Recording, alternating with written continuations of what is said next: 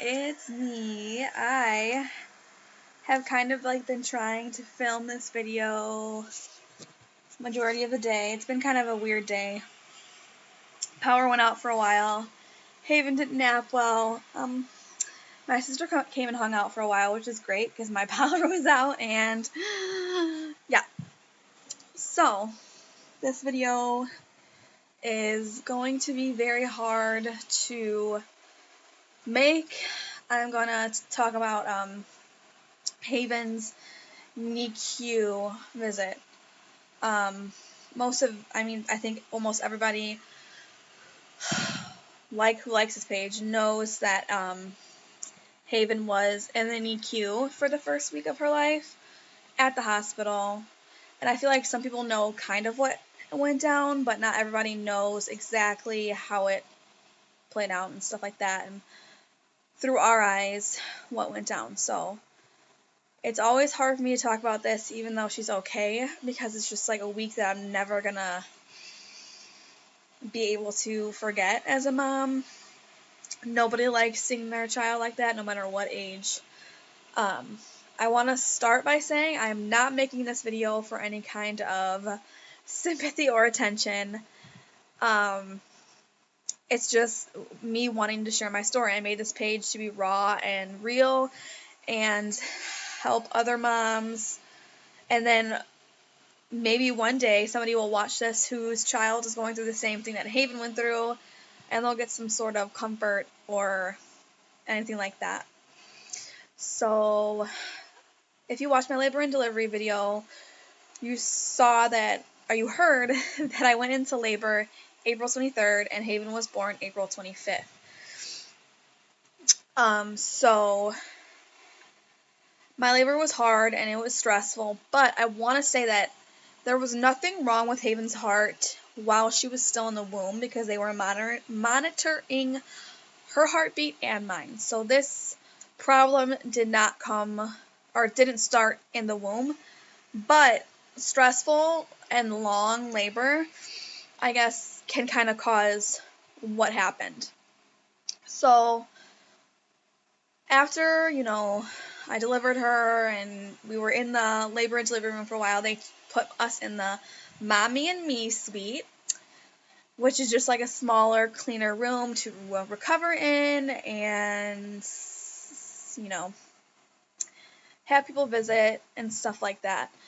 So we took a nap because we didn't get into the recovery room until 4 a.m. And we had to watch a video about co-sleeping and stuff like that. So we dozed off for a few hours. She slept. We were woken up by a nurse coming in to check to wake us up because somebody was going to come check on us. And so in that time, I had talked to my mom, and she was going to come up and bring my grandparents to the hospital to meet Haven. And I was so excited for this. I was so looking forward to people coming and holding Haven and being there in the hospital to live those little moments with me. And my grandma at that point didn't know for sure that Haven was named after her, because my grandma's name is Ruth, so Haven Ruth, she's named after my grandma. I think she had a feeling, because I was kind of keeping it quiet and not telling her the middle name. But anyway, they were on the way there. The nurse came in and checked, my stitches, pressed on my stomach again. Ugh. And she went over to obviously check Haven, check her vitals and stuff like that. She was just kind of, they go to listen to their heart, and her face just kind of went from being calm and nonchalant, just doing her job, to panicked. And I don't think Doug and I had time to really process what she was saying, because it was just so fast. We were sleep deprived, and it was just, we didn't know what was going on. So she was kind of just she needs to go to the NICU right now. Her heartbeat's off, something's wrong with her heart, so she needs to go now. the entrance is right across the hall. And so I was just like, wait, what? She's like, she needs to be hooked up to a monitor as soon as possible. And I was like, but people are coming to see her. Like, my grandma's on her way to see her. Like, grandparents are on their way. And she's like, I'll send a doctor in as soon as I can to explain. And I was just like, what? So I kind of called my mom and gave her the gist of it. I wasn't emotional at this point because I think I was just in shock. I didn't have any time to react at this point because it had happened so fast. So they got there and I kind of started explaining things to them. And I think it started to like kind of hit me. And I was like, they took my baby. I remember saying, they took my baby. They took my baby. Ooh, I'm already starting to get emotional. I just started this video.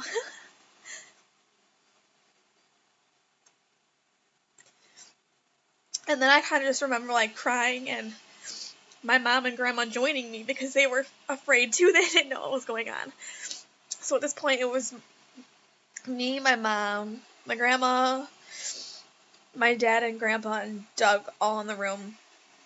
And a doctor had knocked on the door because I was like, I want to know what's going on with my brand new baby.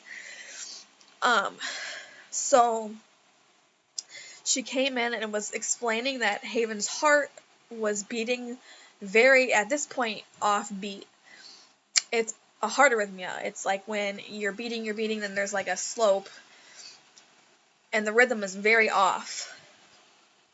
And so she was explaining to me that she needs to be monitored because this is, dangerous. That we can go visit, obviously go see her. The NICU is very strict, so she was explaining to me the process to get in and all of that, and I was just like, oh my gosh, like I still at this point wasn't really processing much, so that's why I can't really give too much detail about what she said, because I don't all remember what she did say. I remember, I was just upset, and I'm like, my grandparents came to meet her, and this moment was important to me. I was so proud to like introduce their 14th great grandchild to them. And so the doctor let them go into the NICU to see her, to meet, their great granddaughter. And it's so funny because if you know my grandpa, he's just like this small town southern man charm. And he's just talkative and adorable. And so, they got to go in the NICU, and the nurses were telling me how he's like, this is my 14th great-grandchild. She's named after, my wife and stuff like that. So that was really cool. That was just like warmed my heart. I went to go see Haven, and it was just, at this point, I didn't know what I was walking into. Going into the NICU, you have to, obviously put like a gown on and scrub your hands, and then you have to call in and say who you are, and there's a camera there. And only like parents and grandparents are usually allowed in the NICU. So great-grandparents, aunt and uncles aren't really an option. Although the one doctor told me if I wanted to take like my siblings in there I could, but that wasn't allowed. The NICU is not like a pretty place. It is dark in there. There's tiny babies hook up to monitors, and it's just sad, and it was scary to know that my daughter was in there. Luckily, obviously, Haven wasn't the worst condition there. And I feel selfish saying, like, that I'm thankful for that. Passing those tiny babies with the monitors or in the incubators, it was just heartbreaking. And we came upon Haven, and she was just laying in her little hospital bed with the monitors and the IV and the oxygen. And we just kind of sat there, and I obviously broke down when I saw her because I was just like, why is she in here? Why is this happening? And so we would just sit there and stare at the screen and try to figure out what they were talking about, because I'm not a doctor. And the NICU nurses, came in and said that her oxygen was low, or the oxygen thing was going off, which means her oxygen was low at some point, so that was freaking me out. And they had to take blood from her little foot, which is not fun to watch, because they have to stab the needle in there and squeeze their little feet to get the little blood out, and they have to fill up like a tube this big.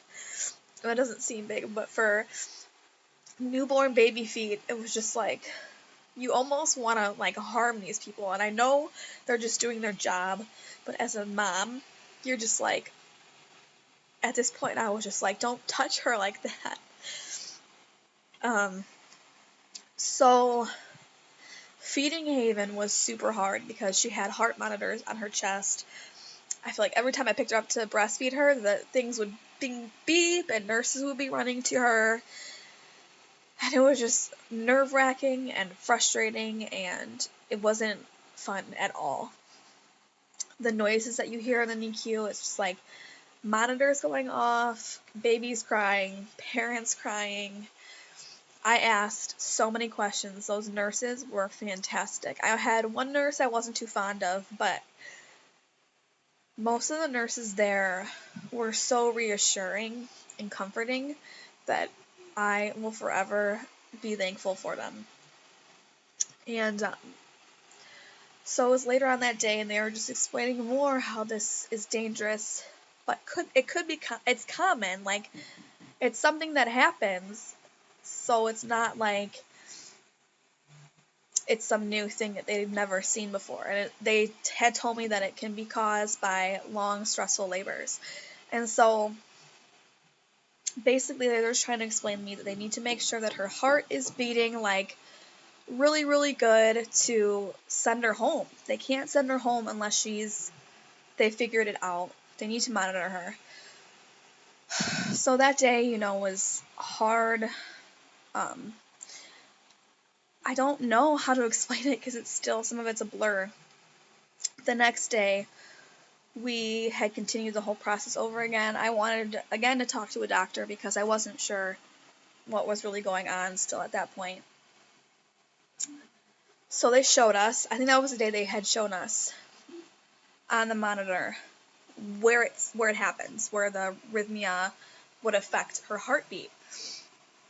And it was an interval, and it was just, after we had seen it, we're like, wow, like, yeah, that doesn't look right at all. Like, if you looked at it, it looked bad. And that was, like, my daughter's heart. Her heart, like, that's scary. And so we would just sit there and stare at that monitor, waiting for it to get better. And it wasn't getting better. And so, but it wasn't getting worse. So the one nurse was like, I remember her saying, like, if her lips stay pink, she's okay. I think that she's going to be out of here in a few hours because we have a doctor coming in from Lurie's Children's, and I know I've seen this before, and she just needs to grow out of it. I think she's going to be okay. And so that was, like, super reassuring. I felt great.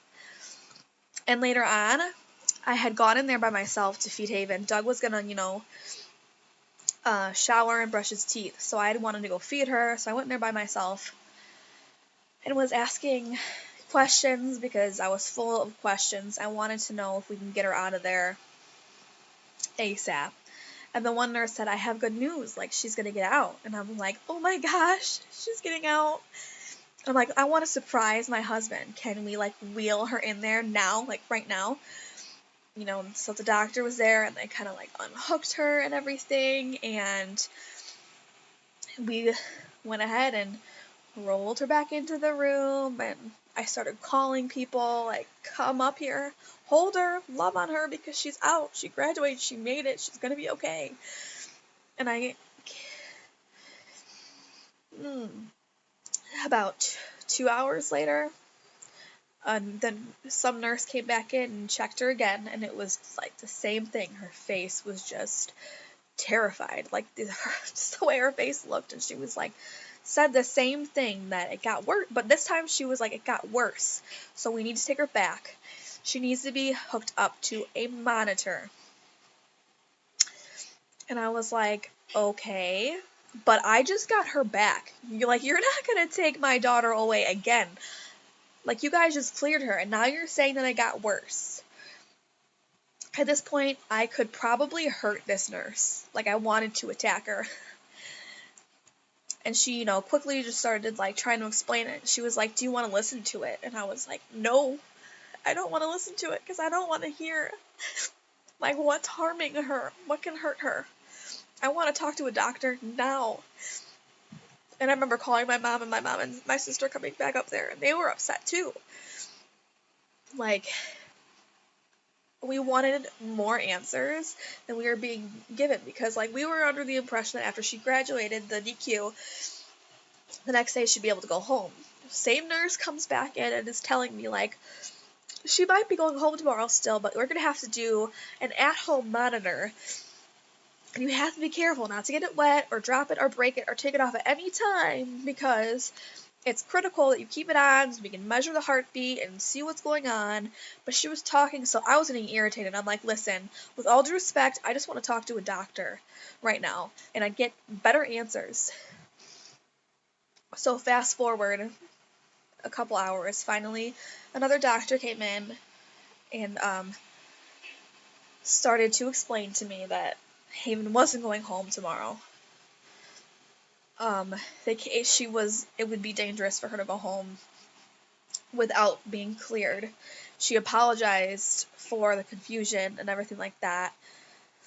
Obviously, Haven's heart wasn't constantly doing this arrhythmia. They wanted to kind of figure out what was causing it. Was there a pattern?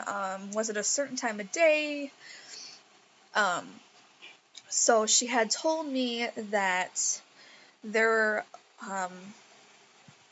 was a test that they can do, and it was the Holter monitor, but we weren't going to go home and do it. They were going to do it in the NICU. And it's a 24-hour test, and it's a little pouch, and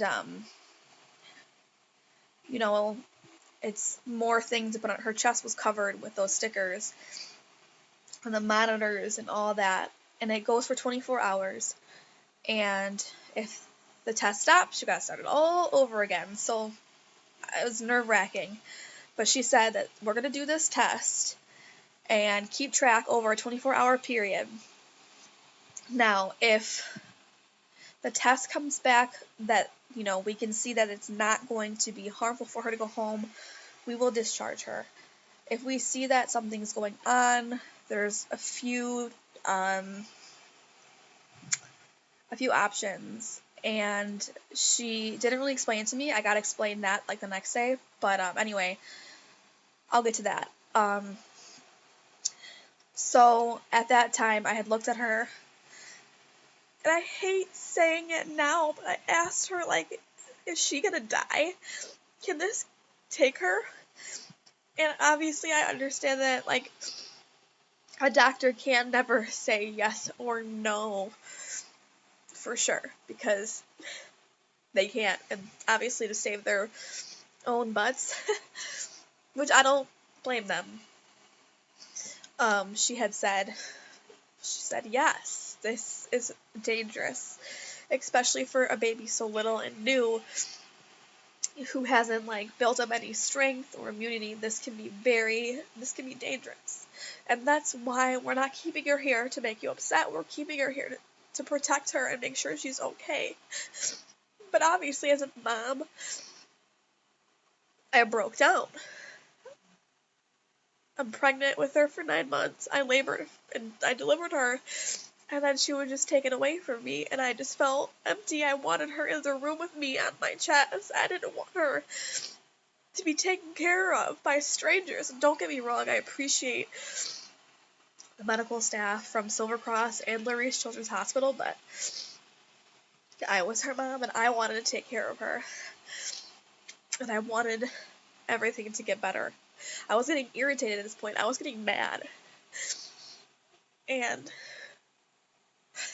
we would just sit in the NICU, Doug and I both, and we would just cry, and we would pray, and we would ask why this was happening. And I still today don't know, but I know there's a reason for it. And it made us stronger. It changed me forever. And I always called her my warrior, so before she was born. And she was so good, like in the NICU, nothing fazed her. Like, she was a rock star. And so we went ahead and said, let's do the test. You know. And in the middle of the night, I would go longer, but feeding her was like every 2 to 3 hours. And sometimes they would just want me to sleep. So I would give them, tubes of breast milk. But they wanted me to sleep because they could tell that I was starting to get like depression, and they didn't want that. So they kept telling me how important it was for me to sleep, for my mind and everything like that. My health, because it's so funny because I didn't feel like I just had a baby, because you forget about yourself when it comes to your kid.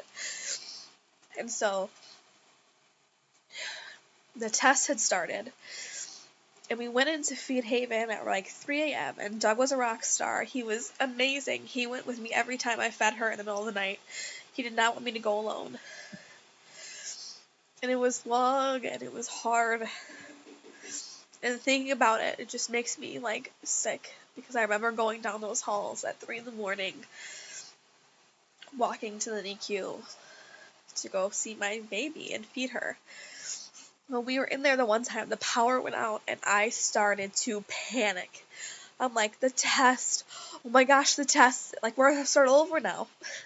I was freaking out. Thank the Lord that it was obvious, it was a battery operated test, so we didn't have to start it all over again, because it was like 9 a.m. Friday it would be done. So while we're waiting for the test to be done, I was talking to the doctor again, and they were kind of giving me options. If this test didn't come back good, there was option 1 would be either a medication that Haven would be on maybe for the rest of her life. They were telling me that she might not be able to play sports ever, because this kind of stuff is dangerous when you're trying to be an athlete and you have a heart condition. Obviously, it's dangerous for anything. And another option was sending her down to Lurie's Children's Hospital to get more tests and just get a better look at what's going on and her condition. I was not a fan of either of those. Obviously, I just wanted Haven to go home, and I wanted all this to be like a joke. It wasn't a joke. So I'm probably missing, this is probably choppy, but this is the best that I can explain it with the emotions and all of that. So I think it was like 7:30 on Friday. I like jumped out of bed. I got ready to go see Haven. By the time I got in there, it was probably close to 8. And we sat there, and I fed her for like an hour, and I snuggled with her, and we were waiting for them, the medical team. It was from Lurie Children's Hospital, because they were sending her results to the cardiologist there to be read. And so Doug and I waited there. We sat there somewhat patiently and waited for them to come in, and they finally came in. I think it was like 9:30 to take those stickers off. Seeing them do that was so hard, because these, skin tape, it leaves marks. So she was upset, and they wanted me to come over because she knew I sent to kind of calm her down and all that. It took a while to get the tape off, and she didn't like it. They told me it probably wouldn't be till like anywhere from 6 to 8 o'clock at night till we got the results. At this time, I was discharged already, but it was on the down low so that my insurance wouldn't question anything. I stayed there because they call it nesting, and I did not want to leave my baby, and I love that they give moms that option. Although I was discharged, I was still there. They just were no longer coming in to check on me. or getting me free food, which is, it was fine as long as I got to be right across from the hall from Haven. And so my mom had came up that day. It was around noon. She brought us lunch because people were so amazing during this week. My church was praying for us. Everybody, our friends and family, praying for us. There was people coming up just to. Oh, I'm gonna cry again. Why does it make me cry? Whew. Just to check on like Doug and I, and to sit with us. And there were so many like hugs where I just broke down crying. And it's so good to be hugged like when you're going through that stuff. You know what I'm saying? All those hugs had meant so much to me, and the messages that everybody was sending, because at this point we didn't know what was going on with our baby. We just wanted her to be home. And all these, that week in the NICU, I won't forget it. But I want to just pause this for a second and say that the one visitor that meant the most to me was my cousin. Marianne came. And she had miscarried the year before, a couple years before. And